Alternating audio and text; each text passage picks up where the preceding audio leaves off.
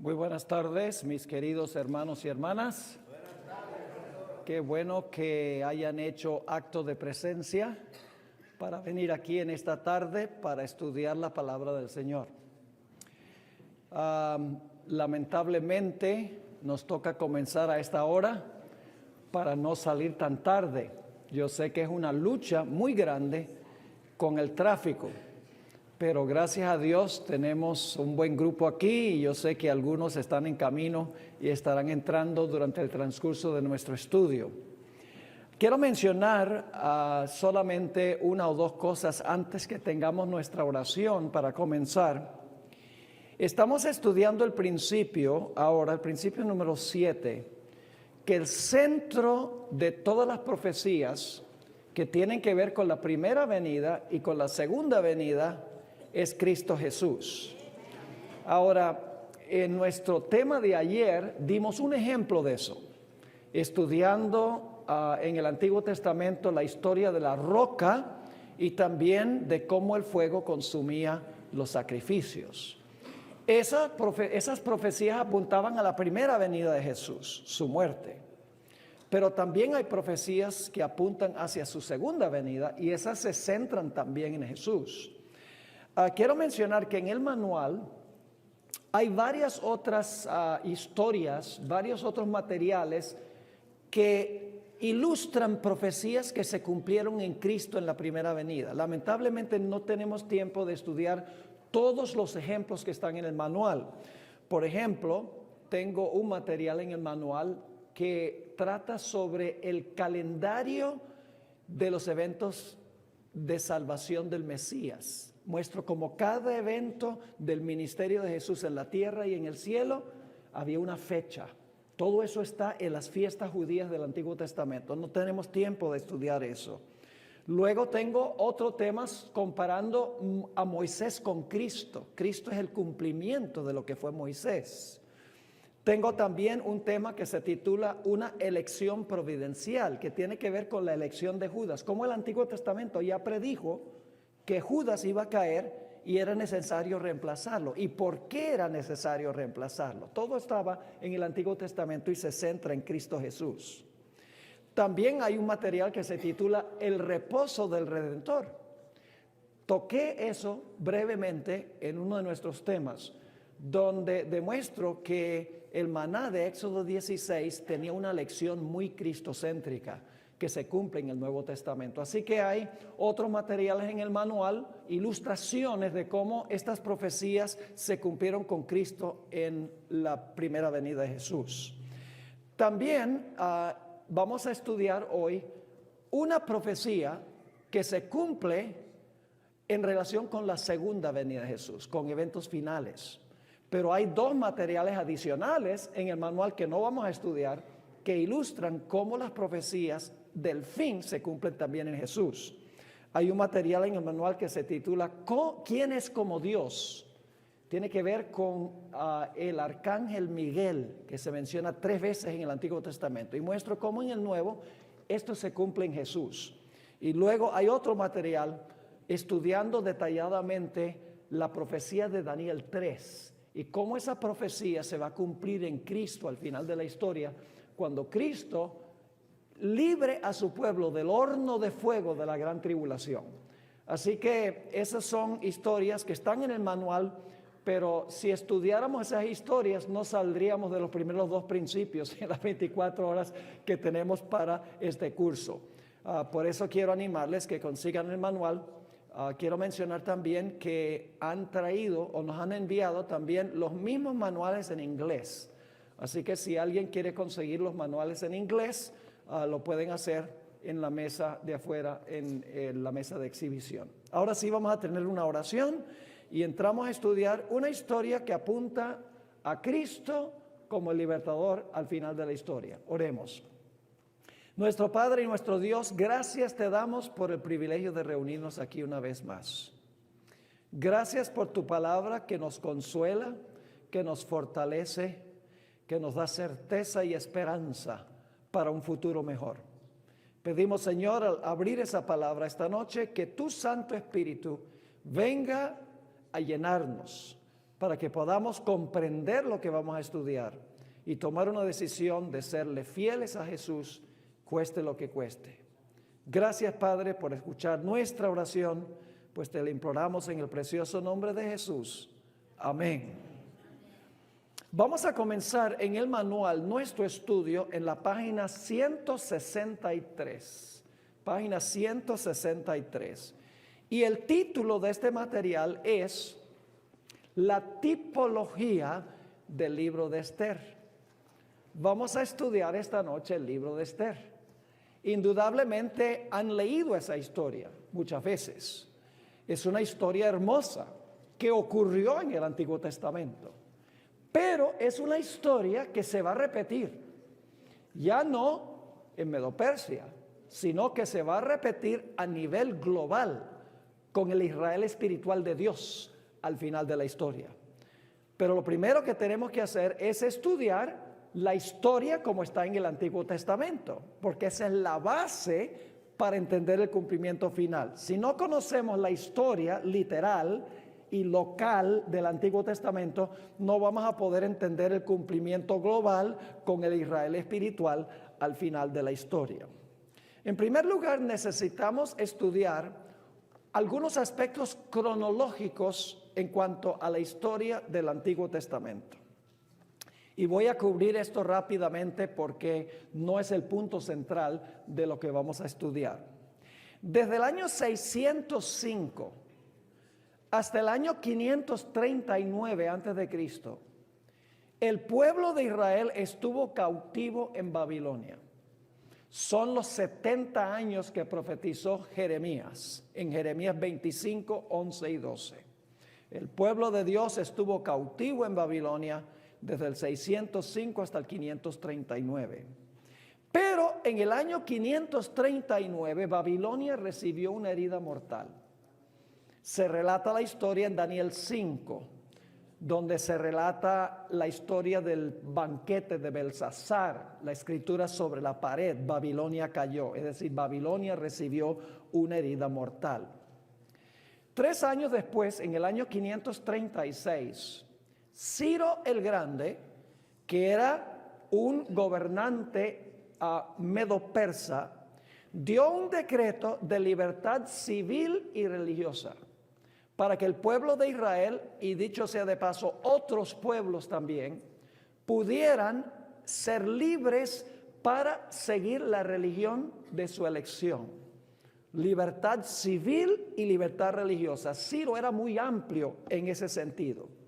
Así que en el año 536, 3 años después de la herida mortal, se dio este decreto para que Israel pudiera regresar a su tierra, para reconstruir el templo, para reconstruir su ciudad y para reconstruir los muros y restablecer otra vez su religión, que ahora podían practicar libremente según el decreto que habían dado los medos y los persas. En el año 520, que es aproximadamente unos 14 años más tarde, otro rey medo-persa, en realidad era persa, con el nombre de Darío Histaspes, o Darío el Persa, como se conoce, dio otro decreto, nuevamente dándole libertad al pueblo de Dios, para que el pueblo de Dios reconstruyeran el templo y para que practicaran libremente su religión. Es decir, después de la herida mortal que recibió Babilonia, ahora se dan decretos para que Israel pueda practicar libremente su religión. En Daniel 8:20, si van allí conmigo un momento, en Daniel el capítulo 8 y el versículo 20, Medo-Persia se ilustra con una bestia que la Biblia llama el carnero, y el carnero tiene 2 cuernos. Quiero que noten lo que dice Daniel 8 y el versículo 20. En cuanto al carnero que viste, que tenía 2 cuernos, estos son los reyes de Media y de Persia.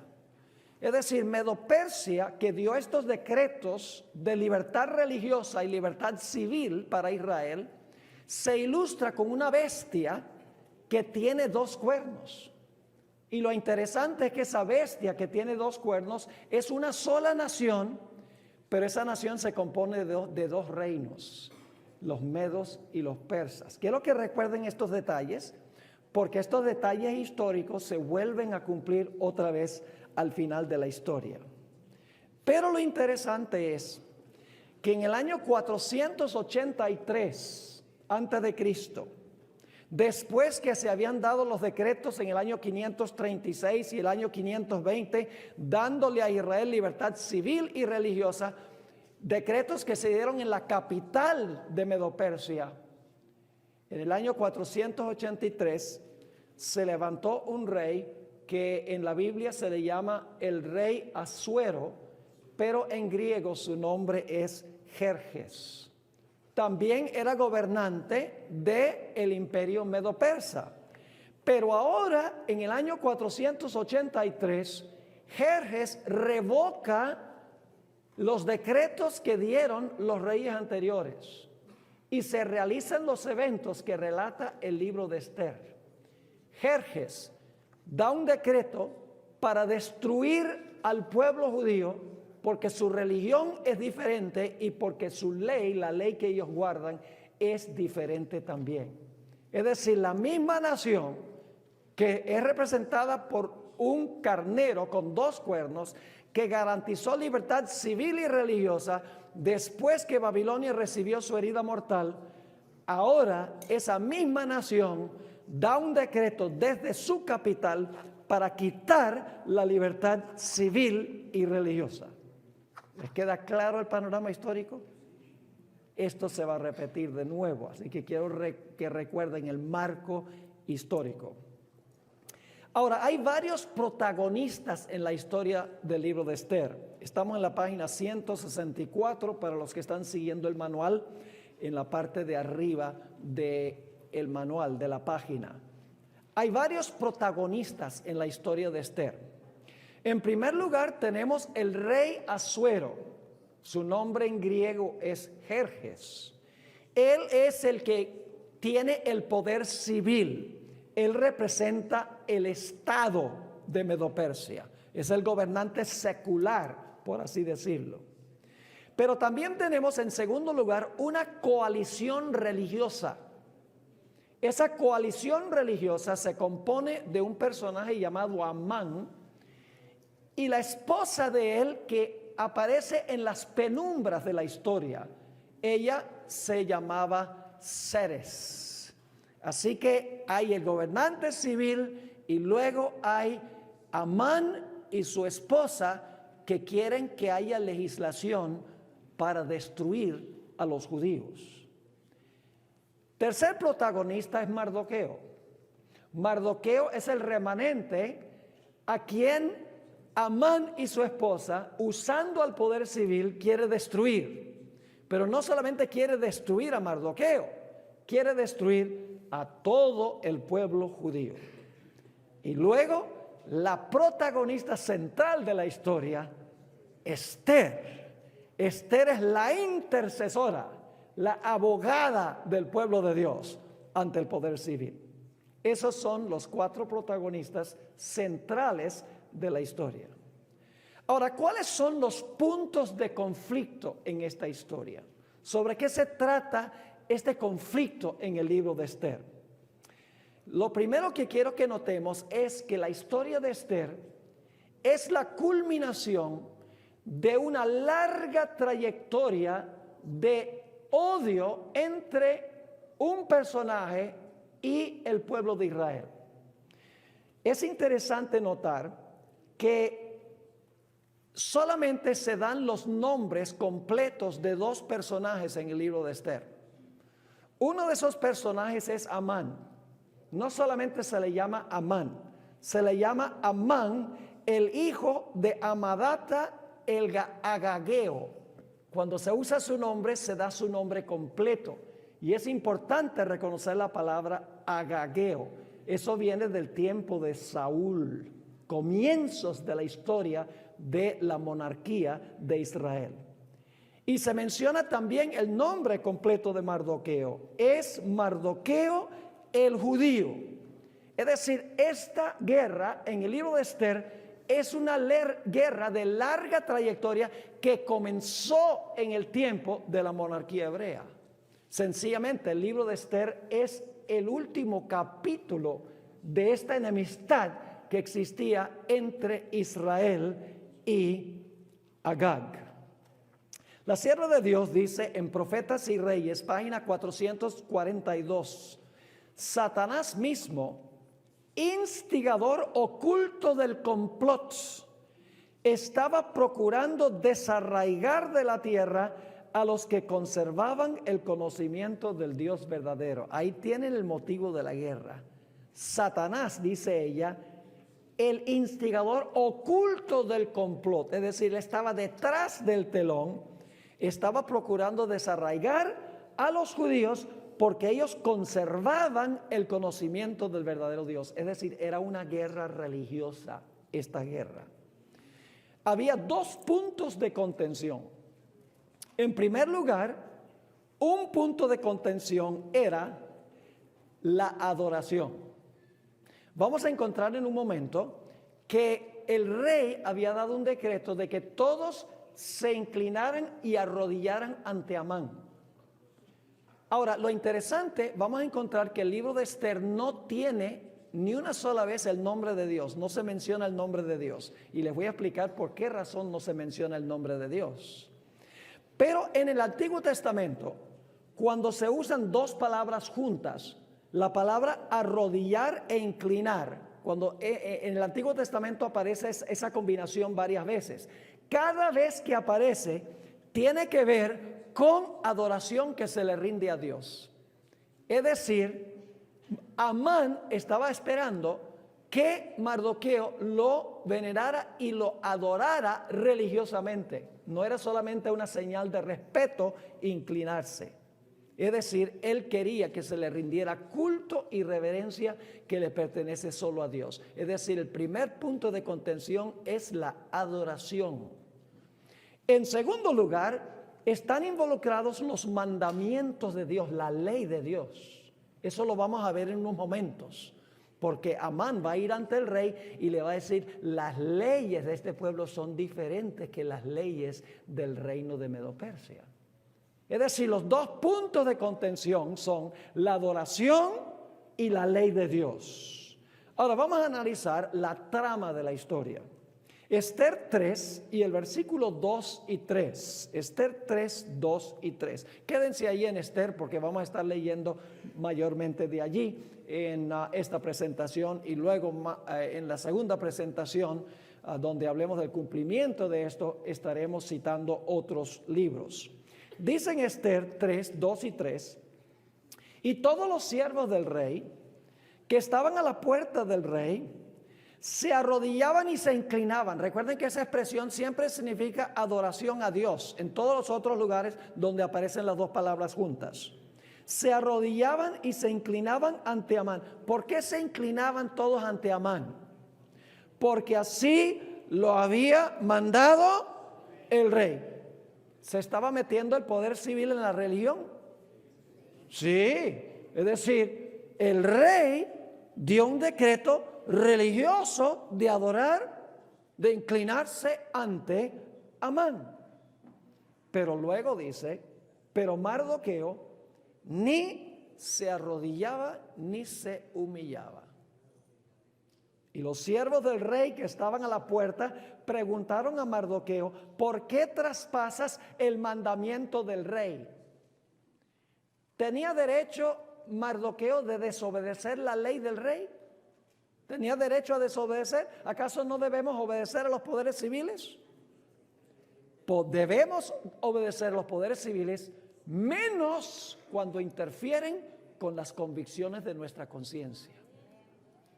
Podemos practicar desobediencia civil cuando el poder civil se sobrepone a su nivel de autoridad y emite leyes de adoración, leyes religiosas. Así que Mardoqueo está diciendo, es menester obedecer a Dios antes que a los hombres, antes que el poder civil. Y claro, la Biblia dice que a Amán no le gustó. En el capítulo 3 y el versículo 5 y 6 nos dice, y vio Amán que Mardoqueo ni se arrodillaba ni se humillaba delante de él. ¿Y qué pasó como resultado? Se llenó de ira. Al final de la historia, los poderes del mundo se van a llenar de ira contra los que guardan los mandamientos de Dios y no adoran a la bestia y su imagen. ¿Cómo no? Me estoy adelantando un poco. Quiero que vayan pensando en eso. Así que dice, se llenó de ira, pero tuvo en poco poner mano en Mardoqueo solamente, pues ya le habían declarado cuál era el pueblo de Mardoqueo. Y procuró Amán destruir a todos los judíos que había en el reino de Asuero, al pueblo de Mardoqueo. Es decir, no solo Mardoqueo, voy a acabar con toda esta nación. ¿Y quién estaba detrás del complot? Satanás, porque el pueblo de Dios preservaba el conocimiento del verdadero Dios. Pero ahora Amán sabe que él no puede dar un decreto para destruir a Mardoqueo y a los judíos. Él necesita la ayuda de ¿quién? Necesita la ayuda del poder civil que había dado el decreto de adoración. Así que dice en Esther 3 y el versículo 8 que Amán va ante la presencia del rey. Vamos a leer el versículo 8. Y dijo Amán al rey Asuero: hay un pueblo esparcido y distribuido entre los pueblos en todas las provincias de tu reino. Es decir, está en todas partes de tu reino este pueblo. Ahora escuchen bien. Y sus leyes son diferentes de las de todo pueblo. ¿En qué sentido eran diferentes las leyes? Mardoqueo no se inclinaba porque la ley de Dios lo prohibía. Sus leyes son diferentes de las de todo pueblo, y como son diferentes, dice él, no guardan ¿qué cosa? Las leyes del rey. ¿Cuál ley del rey? La de inclinarse ante ¿quién? Ante Amán. Y al rey nada les beneficia el dejarlos vivir. Es decir, si tú dejas que esta gente exista, el resultado va a ser anarquía en tu reino, porque cuando la gente no obedece las leyes de la nación, hay anarquía. Así que es necesario deshacernos de ellos. Ahora, fíjense los argumentos de Amán. Hay un pueblo disperso en todas partes. Este remanente tiene leyes distintas. Y como tienen las leyes distintas, no obedecen la ley que dio el rey. Y dejarlos existir es un riesgo para la estabilidad del gobierno, la estabilidad de la nación. Y por lo tanto es necesario deshacernos de ellos.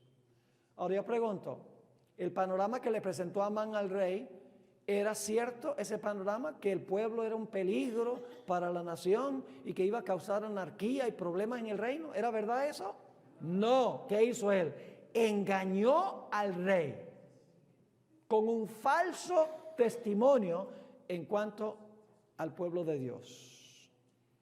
Ahora Amán le sugiere al rey algo en el versículo 9. Si place al rey, decrete que sean destruidos, y yo pesaré 10,000 talentos de plata a los que manejan la hacienda, para que sean traídos a los tesoros del rey. Ahora quiero que noten aquí que el decreto que fue propuesto por el rey lo puso porque el consejero religioso le dijo que lo hiciera. En segundo lugar, quiero que noten que este Amán engañó al poder civil para que pensara que el pueblo era un riesgo para su reino. El rey confiaba implícitamente en su consejero. Y por lo tanto, el rey dijo: Amán me ama a mí, es leal a mi reino, y por lo tanto, yo voy a hacer lo que Amán sugiere, porque para mí lo más importante es la estabilidad de mi reino. Ahora quiero que noten las características del decreto de muerte, porque este es un decreto de muerte contra aquellos que tienen leyes distintas, que no practican falsa adoración, que ha sido mandado por el poder civil. En primer lugar, el decreto de muerte que sugiere Amán y que implementa el rey se encuentra en el capítulo 3 y el versículo 10 al 12. En primer lugar, era un decreto en todo el reino, era universal en esa época. Noten el versículo 10 al 12. Entonces el rey quitó el anillo de su mano y lo dio a Amán, hijo de Amadata, Agageo, enemigo de los judíos. Y le dijo: la plata que ofreces sea para ti y asimismo el pueblo, para que hagas de él lo que bien te pareciere. Fíjese que confía implícitamente en su consejero religioso. Dice: bueno, si tú dices que es un problema para el reino, encárgate de ellos. Sigue diciendo: entonces fueron llamados los escribanos del rey en el mes primero al día 13 del mismo. Y fue escrito conforme a todo lo que mandó ¿quién?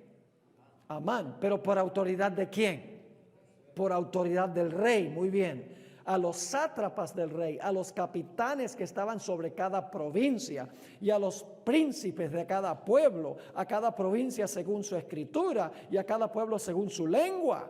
En nombre del rey Asuero fue escrito y sellado con el anillo del rey. Yo pregunto, ¿este decreto se aplicaba en todo el reino medo-persa?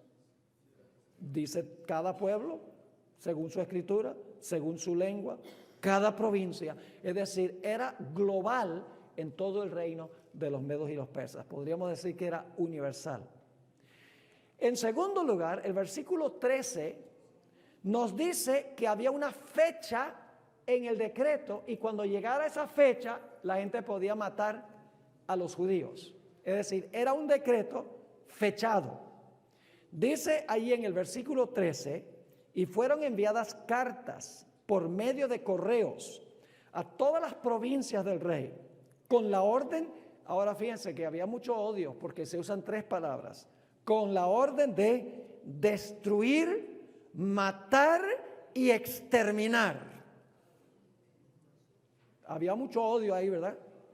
Exterminar a todos los judíos, jóvenes y ancianos, niños y mujeres, en un mismo día. En el día 13 del mes 12º, que es el mes de Adar, y de apoderarse de sus bienes. Es decir, había 11 meses entre cuando se firmó el decreto de muerte y después de 11 meses se podía ejecutar el decreto. Era un decreto con fecha y cuando pasara el tiempo se debía entonces ejecutar el decreto de muerte. El otro punto que quiero que notemos es que lo que está pasando aquí es odio religioso canalizado por el poder político. El poder político no es enemigo del pueblo judío. Solamente porque el asesor religioso y su esposa le sugieren al rey que haga esto, es que el pueblo de Dios está en peligro. Pero el rey no es el enemigo del pueblo. El enemigo del pueblo es Amán y su esposa por el consejo que ellos le dan. Otro detalle es que todo el pueblo debía estar listo para ejecutar a los judíos cuando llegara esa fecha. Dice en el capítulo 3 y el versículo 14, la copia del escrito que se dio por mandamiento en cada provincia fue publicada a todos los pueblos a fin de que estuviesen ¿qué? Listos para aquel día. Es decir, estaban ansiando que cuando llegara ese momento, todos los habitantes iban a buscar a los judíos y los iban a exterminar. Además de eso, el decreto era irrevocable, no se podía cambiar. Dice en el libro Profetas y Reyes, página 442, y esto lo corrobora el libro de Daniel, las leyes de los medos y persas eran ¿qué? Eran incambiables. Por eso Darío no pudo librar a Daniel del foso de los leones, porque su decreto, su ley no se podía cambiar. Y este decreto de muerte era un decreto incambiable. Es decir, parecía que el pueblo judío estaba por perecer. No había esperanza humanamente hablando. Dice en Profetas y Reyes 4:42, el decreto de los medos y persas no podía revocarse, Aparentemente no quedaba esperanza alguna y todos los israelitas estaban condenados a morir. Y luego saben lo que hizo Amán con el rey. Noten lo que dice Esther 3:15. Hay vino involucrado en esta historia. El rey y Amán ahora se van a sentar a tomar vino. ¿Hay alguna mención de vino en Apocalipsis?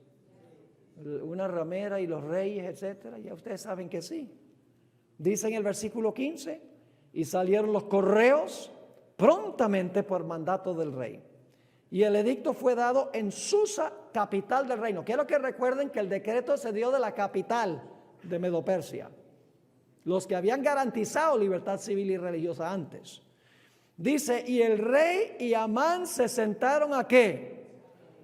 ¿Qué creen ustedes? ¿Que estaban bebiendo H2O? Estaban bebiendo vino. La sierva del Señor lo especifica. Se sentaron a beber, pero la ciudad de Susa estaba conmovida. Y ahora cuando los judíos oyen en cuanto a este decreto de muerte, ahora van a pasar por un terrible tiempo de angustia. Se describe en Esther 4 y el versículo 1 hasta el versículo 3. Luego que supo Mardoqueo todo lo que se había hecho, rasgó sus vestidos, se vistió de cilicio y de ceniza y se fue por la ciudad clamando con grande y amargo clamor. Y vino hasta delante de la puerta del rey, pues no era lícito pasar adentro de la puerta del rey con vestido de cilicio.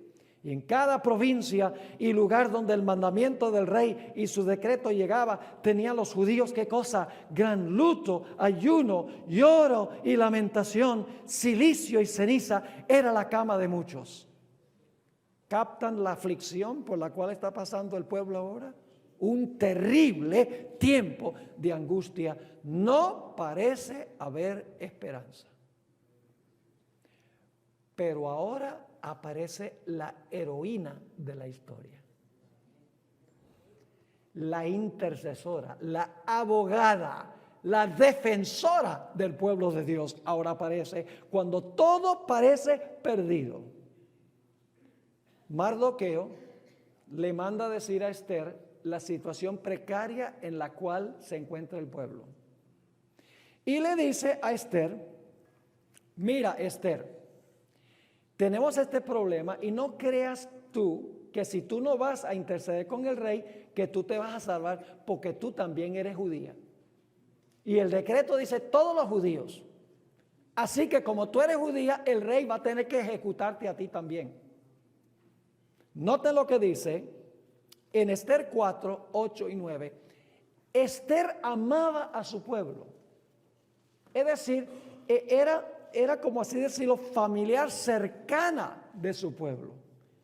Y sintió el deseo de levantarse para interceder y defender a su pueblo. En Esther 4 y el versículo 8 y 9 dice, le dio también la copia del decreto que había sido dado en Susa para que fuesen destruidos a fin de que la mostrase a Esther y se lo declarase. Y le encargara que fuese ante el rey a suplicarle y a qué interceder delante de él por su pueblo. Así que Esther es la intercesora, ¿sí o no? Y está intercediendo ¿por quiénes? Por su pueblo. ¿Y saben algo? Esther amaba más a su pueblo que su propia vida. Noten Esther 4 y el versículo 13 al 17. Entonces dijo Mardoqueo que respondiesen a Esther, le manda el mensaje. No pienses que escaparás en la casa del rey más que cualquier otro judío, porque si callas absolutamente en este tiempo, respiro y liberación vendrá de otra parte para los judíos, mas tú y la casa de tu padre pereceréis. Y quién sabe si para esta hora has llegado al reino. Quién sabe si el milagro de que una judía sea la esposa del rey no sea una coincidencia, sino que haya sucedido por esta razón. Versículo 15. Y Esther dijo que respondiesen a Mardoqueo: ve y reúne a todos los judíos que se hallen en Susa y ayunad por mí. Y no comáis ni bebáis en 3 días, noche y día. Yo también con mis doncellas ayunaré igualmente. Y entonces entraré a ver al rey, aunque no sea conforme a la ley. Y luego, ¿qué dijo? Las famosas palabras. Y si perezco, que perezca. ¿Amaba Esther más a su pueblo que su propia vida? Era la intercesora que estaba dispuesta de morir por salvar a su pueblo. Versículo 17. Entonces Mardoqueo fue e hizo conforme a todo lo que le mandó Esther. Lo interesante es que Esther era pariente cercano de Mardoqueo, pariente cercana. Dice en Profetas y Reyes, página 442, Mardoqueo era pariente cercano de ella. Yo pregunto, ¿Jesús es nuestro pariente cercano? Se hizo carne de nuestra carne y hueso de nuestro hueso, es nuestro hermano. Mardoqueo era pariente cercano de ella. En su necesidad extrema decidió apelar a Jerjes en favor de su pueblo.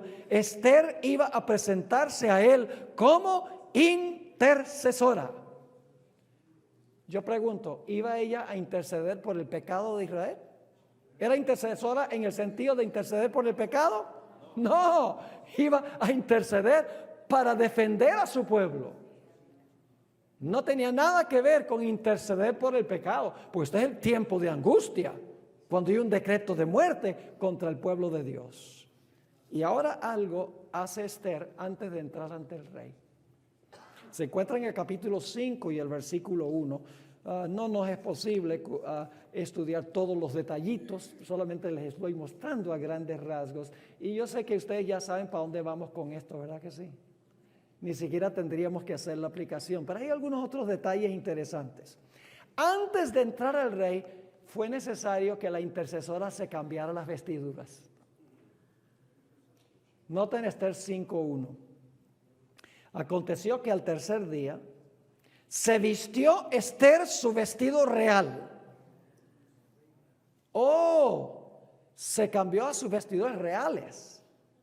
Y entró en el patio interior de la casa del rey, enfrente del aposento del rey, y estaba el rey sentado en su trono en el aposento real, enfrente de la puerta del aposento. Y ahora suceden algunas cosas interesantes. Se invita a Amán a un banquete con el rey y con Esther. Y luego después Amán recibe una segunda invitación para ir a otro banquete el siguiente día. Y la Biblia dice que Amán, cuando fue allá a reunirse con Esther y con el rey en el banquete, ahí estaba Mardoqueo a la puerta, parado.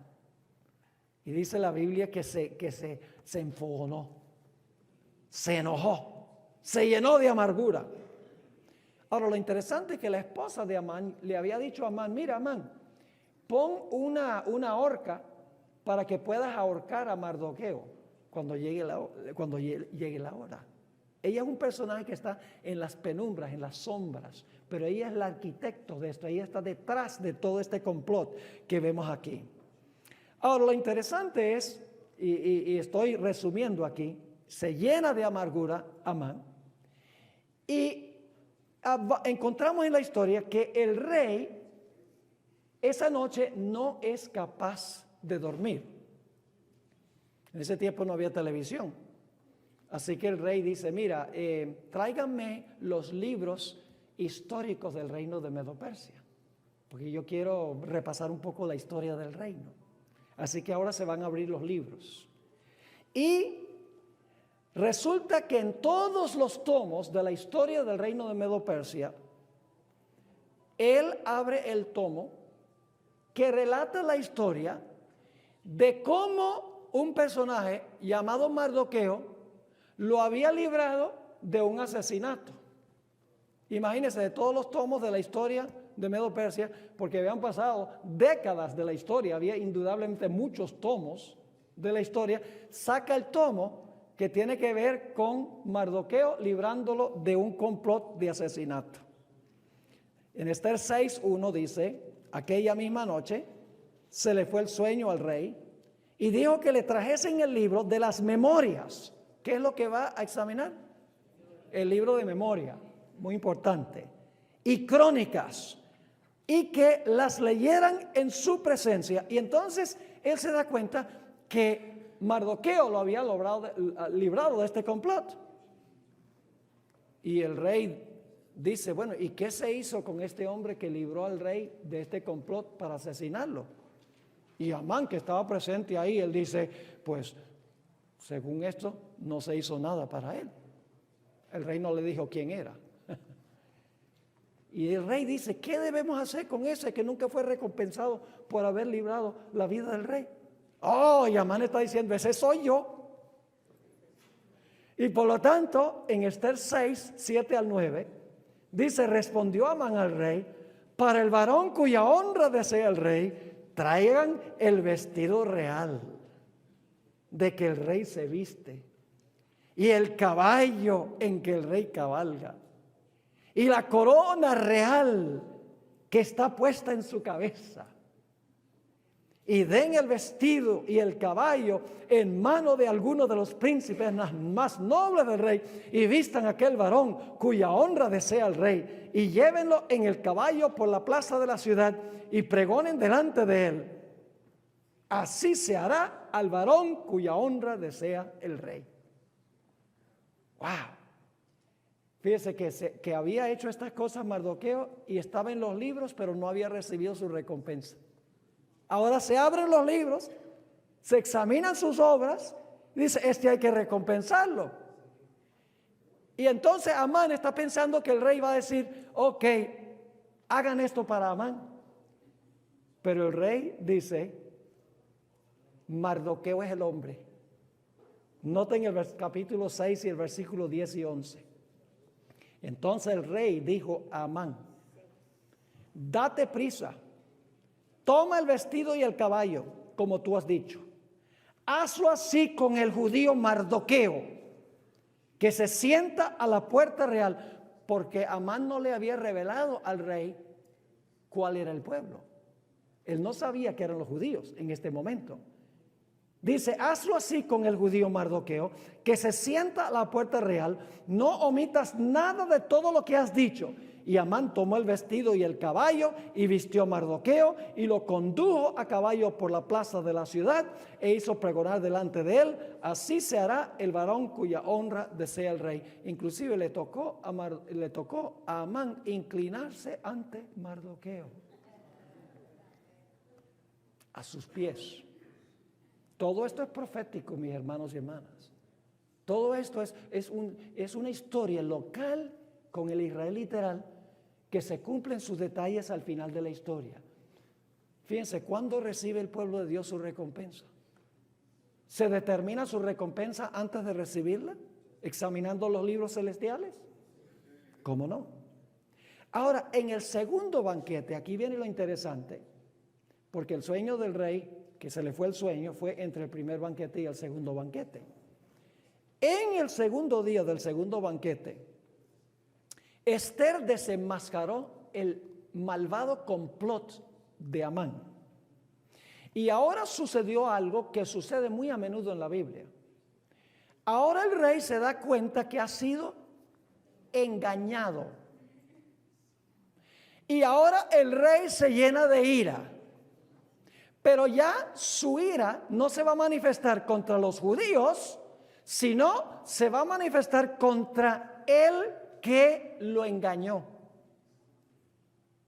¿Están captando el cuadro? Me adelanto un poquito. En Apocalipsis dice que los reyes con que fornicó la ramera aborrecerán a la ramera. Todo esto va a tener un cumplimiento adicional. Y cuando el rey, dice que el rey salió, pero furioso salió del banquete, ¿no? Cuando oyó que Amán quería acabar con todos los judíos, y la reina era judía también. Y luego cuando regresa, se da cuenta que Amán está aferrado de Esther y está diciendo, intercede por mí. Y el rey cree que él se está aprovechando de la reina. Y ahora sí está bravo. y dice, lleven a este charlatán y cuélguenlo en la horca que preparó para Mardoqueo. El arma que iba a matar a Mardoqueo acabó con el consejero engañoso del rey. Dice, pero no había intercesión para Amán. Esther rehusó interceder para Amán. Dice en Esther 7:7, luego el rey se levantó del banquete encendido en ira y se fue al huerto del palacio y se quedó Amán para suplicarle a la reina Esther por su vida. Yo pregunto, cuando se cierra la puerta de la gracia y los consejeros religiosos le dicen a los reyes de la tierra que acaben con el pueblo de Dios, ¿va a haber alguna intercesión para ellos? No, porque la gracia se habrá cerrado. Sigue diciendo, se quedó Amán para suplicarle a la reina Esther por su vida, porque vio que estaba resuelto para el mal de parte del rey. Y luego se habla del fin de los conspiradores, no solo de Amán, sino de la esposa. Dice en el capítulo 7 y el versículo 10, y también el capítulo 9, 25, dice, así colgaron a Amán en la horca que él había hecho preparar para Mardoqueo, y se apaciguó la ira del rey. Y en el 9:25 dice, mas cuando Esther vino a la presencia del rey, él ordenó por carta que el perverso designio que aquel trazó contra los judíos recayera sobre su cabeza y que colgaran a él y a sus hijos en la horca. Murieron con las armas que habían preparado para Mardoqueo. Ahora es interesante notar que todavía era necesario que el pueblo de Dios fuera librado. Así que ahora Esther intercede con el rey, y esto se encuentra en el capítulo 8 y el versículo 3 al 6. Volvió luego Esther a hablar delante del rey y se echó a sus pies, ¿qué? Oh, qué clase de intercesión. Ella ama a su pueblo, llorando y rogándole que hiciese nula la maldad de Amán agageo y su designio que había tramado contra los judíos. Entonces el rey extendió a Esther el cetro de oro, y Esther se levantó y se puso en pie delante del rey y dijo, si place al rey y si he hallado gracia delante de él, y si le parece acertado al rey y yo soy agradable a sus ojos, que se dé orden escrita para revocar las cartas que autorizan la trama de Amán, hijo de Amedata, agageo, que escribió para destruir los judíos que están en todas las provincias del rey, porque ¿cómo podré yo ver el mal que alcanzará a mi pueblo? ¿Cómo podré yo ver la destrucción de mi nación? ¿Amaba al pueblo? Estaba dispuesta a morir por el pueblo. Cuando vino el día de la batalla, Dios intervino para librar a su pueblo por medio de los ángeles. Noten Esther 8, versículo 11 y 12, y el capítulo 9 y los versículos 2 y el versículo 5. Dice, y escribió en nombre del rey Asuero y lo selló con el anillo del rey, y envió cartas por medio de correos montados en caballos veloces procedentes de los repastos reales, y que el rey daba facultad a los judíos que estaban en todas las ciudades para que se reuniesen y estuviesen a la defensa de su vida, prontos a destruir y matar y acabar con toda fuerza armada del pueblo o provincia que viniese contra ellos, y aun sus niños y mujeres, y apoderarse de sus bienes. Es decir, ahora se podían defender. En un mismo día, en todas las provincias del rey Asuero, en el día 13 del mes 12º, que es el mes de Adar. Y lo interesante es que el pueblo no luchó solo, porque la hermana Juay dice en Profetas y Reyes, página 443, ángeles excelsos en fortaleza habían sido enviados por Dios para proteger a su pueblo, mientras éste se apresuraba en defensa de su vida. Los ángeles vinieron a defender al pueblo de Dios. Y luego vino el festejo y la alegría, el banquete. Se estableció una fiesta que se conoce como la fiesta de Purim. Es una celebración alegre, feliz, porque habían sido librados de sus enemigos.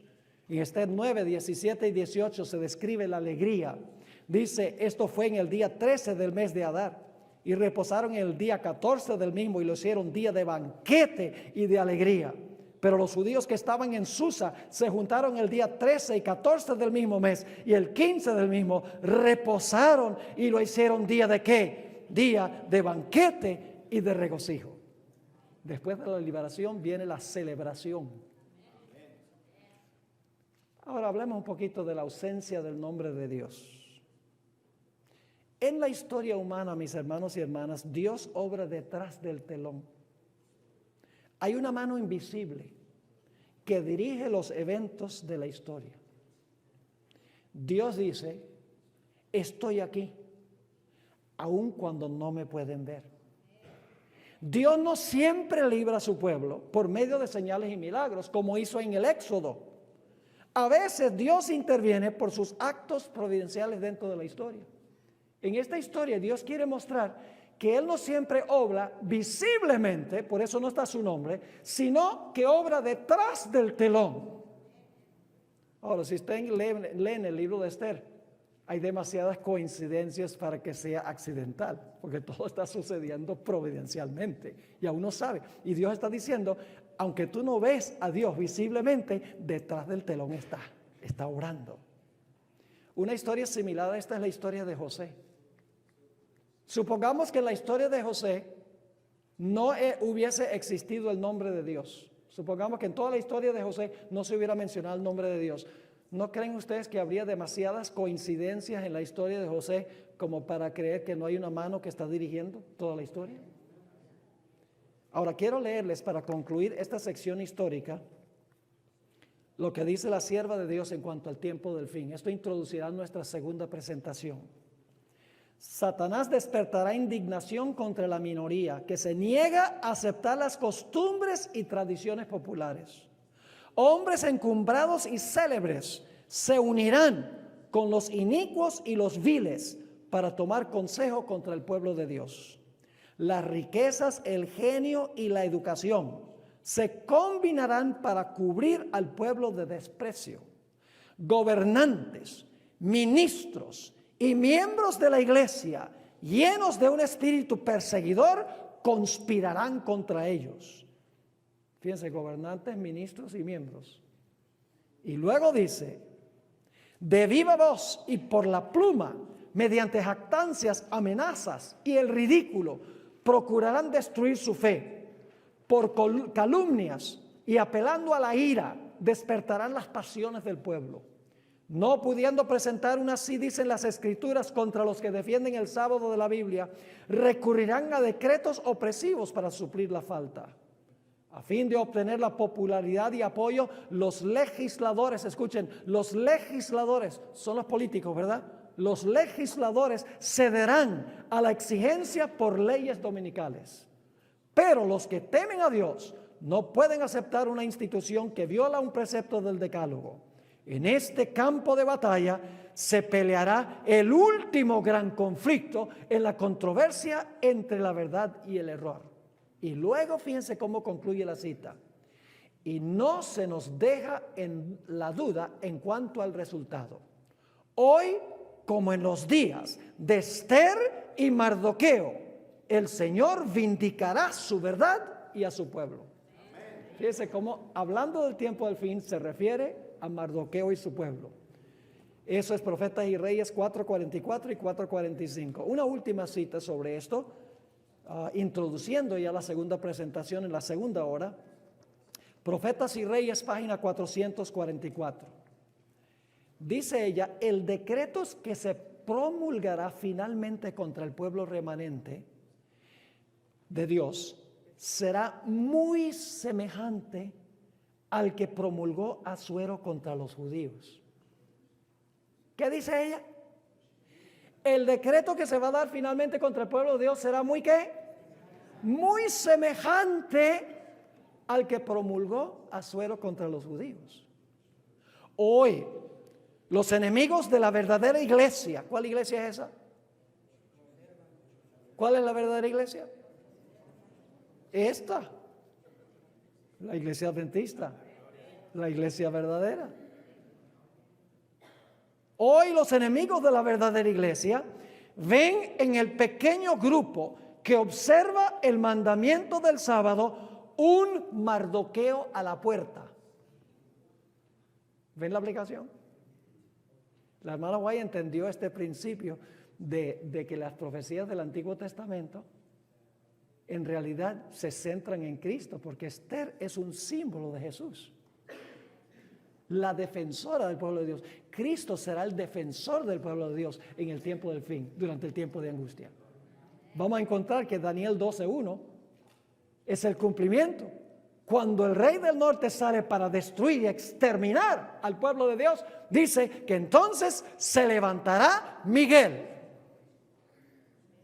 Ese es el Esther final. Se levantará Miguel, aquel príncipe que está por los hijos de tu pueblo, en favor de los hijos de tu pueblo. Y será tiempo de angustia, cual no hubo desde que hubo nación. Es decir, no es que el pueblo de Dios en el rapto se va a ir al cielo antes de la tribulación. Oh, no, van a pasar por la tribulación. Pero dice en Daniel 12:1, pero en aquel tiempo tu pueblo será libertado, todo aquel que se hallare escrito en el libro. Amén. Volviendo a esta última cita de la hermana White, dice ella, regresando un poquito aquí, hoy los enemigos de la verdadera iglesia ven en el pequeño grupo que observa el mandamiento del sábado un Mardoqueo a la puerta. La reverencia que el pueblo de Dios manifiesta hacia su ley es una reprensión constante para aquellos que han desechado el temor del Señor y pisotean su santo sábado. Así que esta historia de Esther, hermanos y hermanas, una espectacular historia, es una historia tipológica. Lo que sucedió localmente con el pueblo judío literal va a ocurrir de nuevo en el futuro, ya no localmente, sino globalmente. Y no sucederá con los judíos literales, sino que sucederá con el pueblo de Dios en todo el planeta Tierra. Y los puntos de contención serán iguales. ¿Adoramos al Dios creador y aceptamos su señal? ¿O seguimos a la bestia, adoramos a la bestia y recibimos su señal? ¿Obedecemos los mandamientos de Dios, incluyendo el sábado? ¿U obedeceremos los mandamientos del hombre, específicamente el mandamiento del obispo de Roma?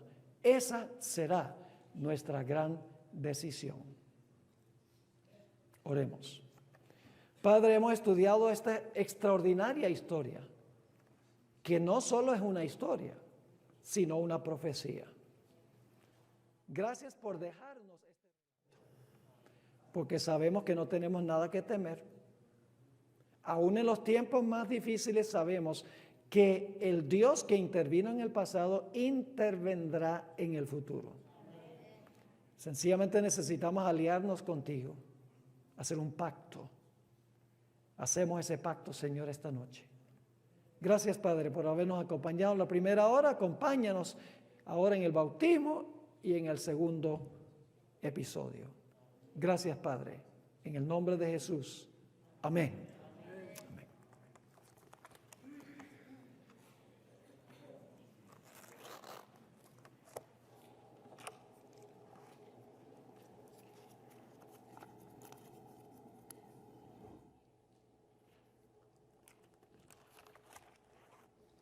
Hello, probando. Bien, hermanos, esta es la decisión de un hombre adulto, después de estar presente el sábado. Él estaba indeciso acerca de la verdad del sábado. Y cuando el pastor, usado por Dios, el pastor Borg, presentó todo eso, él dijo: yo no tengo más nada que buscar. Él hoy está cumpliendo años de vida. Y este es un nacimiento también espiritual. Amén. Su versículo preferido es: de manera que si alguno está en Cristo, nueva criatura es. Las cosas viejas pasaron, he aquí todas son hechas nuevas. Vamos a disfrutar, hermano, este bautismo. Oremos todos. Señor y Dios, por años estuviste conduciendo la vida de Fernando. Hoy, en la fecha de su nacimiento biológico, decide nacer también espiritualmente por la gracia y el poder del Espíritu Santo. Te damos gracias por esta decisión sólida, con fundamento bíblico, con fundamento en la palabra de Dios, porque es la decisión de un hombre adulto, consciente, sabiendo del compromiso que hace con usted. Nos sentimos felices, Fernando, de que formes parte de nuestra familia cristiana y juntos perseveraremos hasta llegar a la Canaán celestial. Por mandato que me da la Divina Comisión, siendo ministro autorizado del Evangelio, hoy eres bautizado en el nombre del Padre, del Hijo, del Espíritu Santo. Amén. Amén.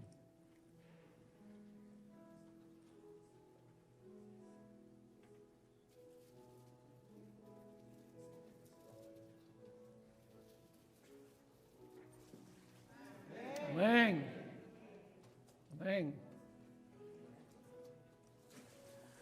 Hermanos, voy a dejar este bautisterio lleno durante toda esta semana, porque cuando el poder de la Biblia se abre, los corazones son impulsados a tomar esta decisión. Así que esto está open, abierto, listo para cumplir su función. Bendición del cielo para todos.